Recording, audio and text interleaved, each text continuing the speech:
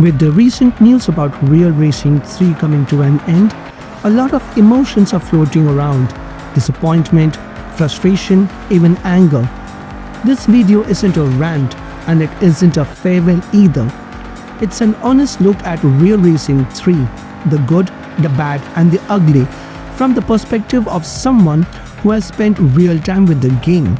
And before we talk about what went wrong, it's only fair we start with what Real Racing 3 got right.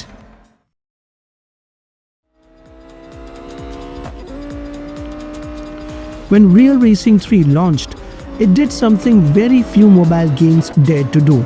It took realism seriously. Real cars, real tracks, real racing rules. At a time when mobile racing was mostly arcade-style fun, Real Racing 3 tried to bring a consistent console-style racing experience to a phone. And for many players, this was the first time mobile racing felt truly legitimate. The licensed cars weren't just brand names, they had personality. Ferrari didn't feel like Porsche, McLaren didn't drive like BMW, and the real-world tracks weren't decorative either. You had to learn them. Braking points, corner exits, elevation changes. Races felt earned, not random. Even the sound design mattered. The roar of engines, the damage system, penalties for collisions and whatnot. The clean race bonus wasn't just a reward, it encouraged skill and discipline. One of Real Racing 3's biggest strengths was its handling model. It was accessible for casual players, but deep enough that skill genuinely mattered. Clean laps mattered, consistency mattered, and when you nailed a perfect run, it felt rewarding, not handed to you. The ability to customize controls, tuning and even paintworks made cars feel personal. You didn't own them in real life, but for a moment, they felt like yours. Let's be honest, very few mobile games survive for over a decade. Real Racing 3 did, through hardware changes, OS updates, new devices and shifting player expectations. The game kept going with new events, cars and content. That kind of longevity doesn't happen by accident. It only happens when a game genuinely connects with its audience. For many players, Real Racing 3 wasn't something you rushed through. It was a game you came back to after work, on weekends, or when you wanted something familiar. It didn't demand constant attention. It waited. For some of us, a few quiet races before bed was enough to unwind, not to win everything, but just to drive. These are the reasons Real Racing 3 mattered. These are the foundations that kept players interested, sometimes for years. But no long-running game is perfect. And to understand why Real Racing 3 is ending the way it is, we also need to understand and talk about where cracks begin to form. That's where the bad begins. Thank you for watching right till the end. Let me know in the comments, what did you love the most about Real Racing 3? I will see you again in the next video. Until then, happy gaming.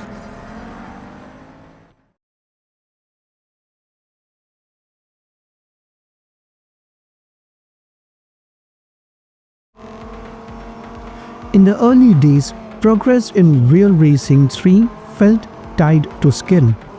Clean racing mattered, smart upgrades mattered, learning tracks mattered, but over time, progress became less about how well you drove and more about how long you waited or how much you paid.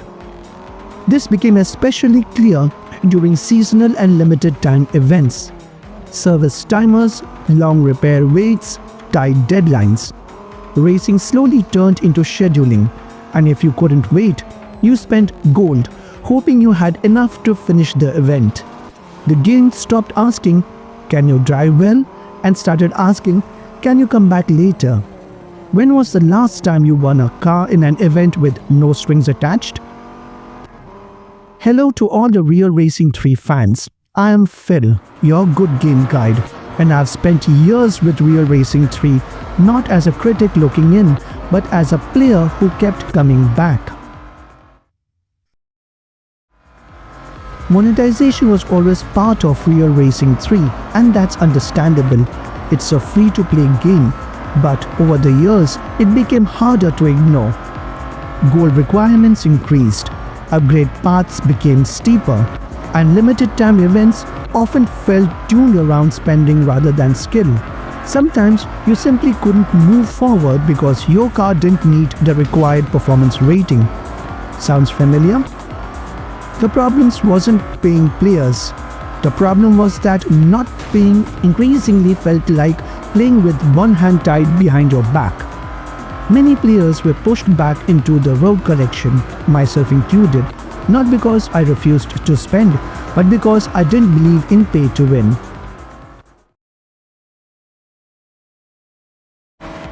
New cars kept coming, and that was exciting. We loved adding them to our garages, showing off what we won and sometimes what we missed.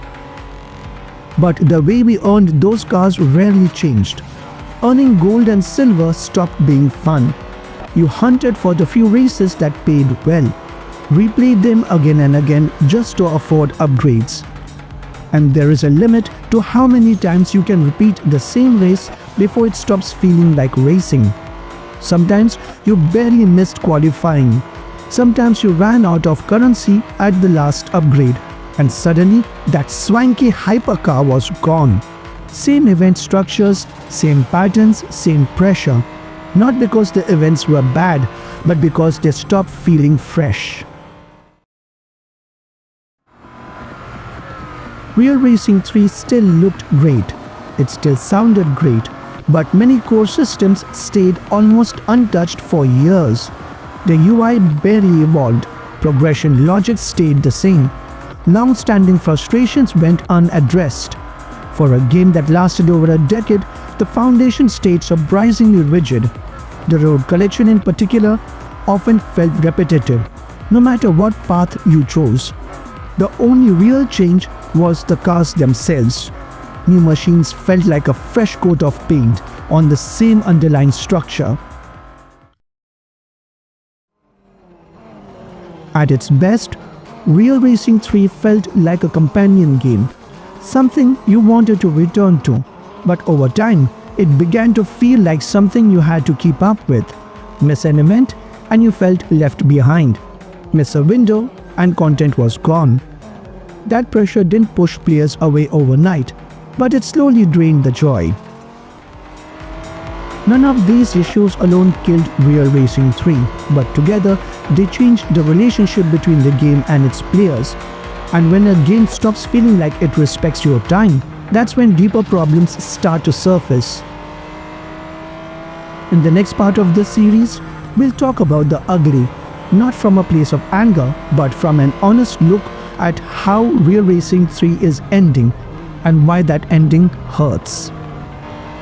Thank you for watching right till the end. I will see you again in my next video. Until then, happy gaming.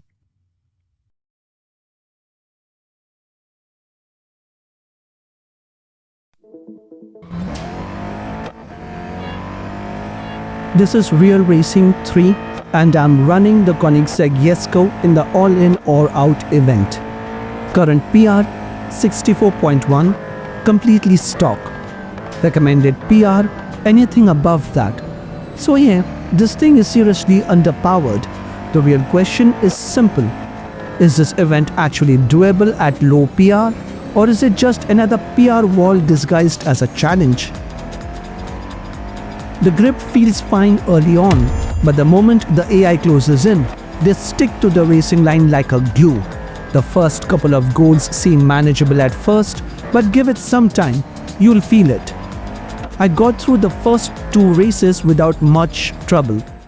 Now we are heading into an elimination round. Let's see how does this go. Right here, this corner. Brake even a fraction late and you are instantly pushed wide. And look at this, zero room. The AI doesn't back off at all. It's aggressive, relentless. Do you honestly think overtaking is possible here? Look how far they pull ahead. That acceleration is almost impossible to match. That mistake's on me, but let's be real. The margin for error here is tiny. This isn't just a speed problem. It's acceleration out of corners and AI aggression. Even when you hit clean lines, they just walk away on corner exits. This doesn't feel like a skill issue. It feels like the game saying, upgrade or suffer. And yes, technically the car demands a higher PR. But that also means having enough in-game currency, gold, silver, bronze, whatever it takes. If you have it, great. If not, you're about to sacrifice a lot of hard-earned progress. You can enjoy driving the car, sure, but winning, that excitement just isn't there. You can play this event for fun, but fun alone doesn't earn you the actual reward, which is the car itself. And at that point, what's the incentive? If you lose, yeah, you didn't make it. And honestly, I don't think this race is worth forcing without upgrades. Look at the costs, 40, 50, 60 gold per upgrade? Seriously? I had 1,876 gold saved up. I burned around 1,100 gold just to get this event running. Yes, Real Racing 3 gave out 1,000 gold during the shutdown period, but let's be honest. Do you really think investing 1,000 gold like this is realistic without hitting the paywall? That's exactly why I skipped this event earlier. Eventually, you're forced to make a choice. Enter the paywall or walk away. For me, that's where it became a deal breaker. I am not against paywalls. They make sense for exclusive events, for players who want to pay.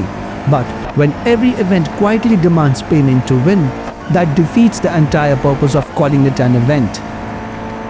This is one of those Real Racing 3 events where skill helps but PR matters more. If you cleared this race without upgrades, let me know how, because this one's rough. It really is the end of an era. When Real Racing 3 launched back in 2013, none of us thought we were starting a 12-year relationship. We just downloaded a racing game, but somewhere along the way it became a habit, a comfort, a constant. On December 18, 2025, EA officially announced that Real Racing 3 was being sunset. Their words were simple: the game has reached the end of its journey.